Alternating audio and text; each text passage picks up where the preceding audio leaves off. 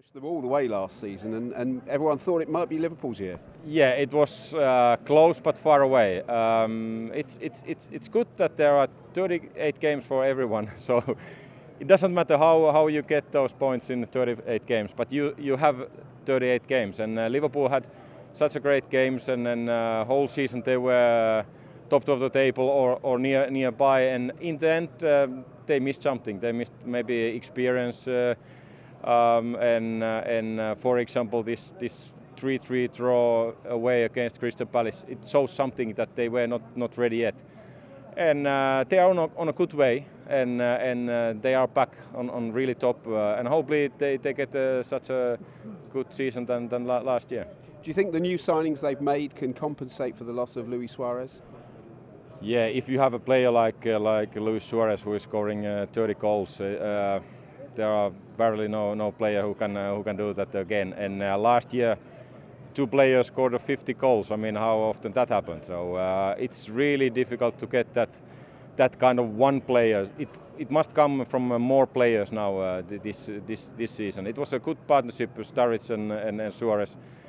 And they need now more players than not only one. And of course Balotelli's arrived now. Do you think he can get that sort of relationship with Sturridge? He's got to get it quickly, isn't he? On his best, he's one of the best strikers, of course. But 38 games this year, of course, everybody expects a lot of things of Liverpool. Last year, they had a still chance to come a little bit from the shadow, and of course Balotelli has shown it already on many great big clubs that he's a good player. So why not? But also there is a certain pressure on him that he has to replace a player who scored 30 goals. So it's difficult on many ways.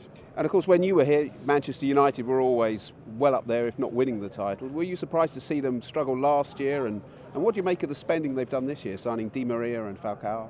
Of course, those signings are great players, Di Maria and Falcao. I think all the clubs would like to have them.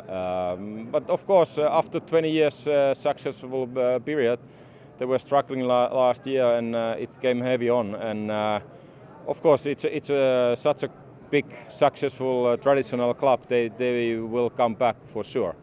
But of course, with the new manager, with new ideas, with new players, they need some time. And you never know how quick it comes. But sooner or later, they are back on top. And with those players coming, that forward line with Van Persie as well, where does that leave Wayne Rooney? Is he going to have to adapt to a different way of playing now? Yeah, of course, always. If you get different players around you, you have to adapt. Everyone have to adapt. But good players always adapt. It's not a problem for Wayne Rooney, or it's not a problem for those other players. They all are great players. They can play on different roles. They can play on different ways, different systems. So I'm not worried about it. I mean, to get those players, I would be happy. And just finally, if you had to take make a prediction now about who will win the Premier League, who do you think it would be? I don't know. It's really difficult. There are at least 4, 5, 6 teams who really which can win the title.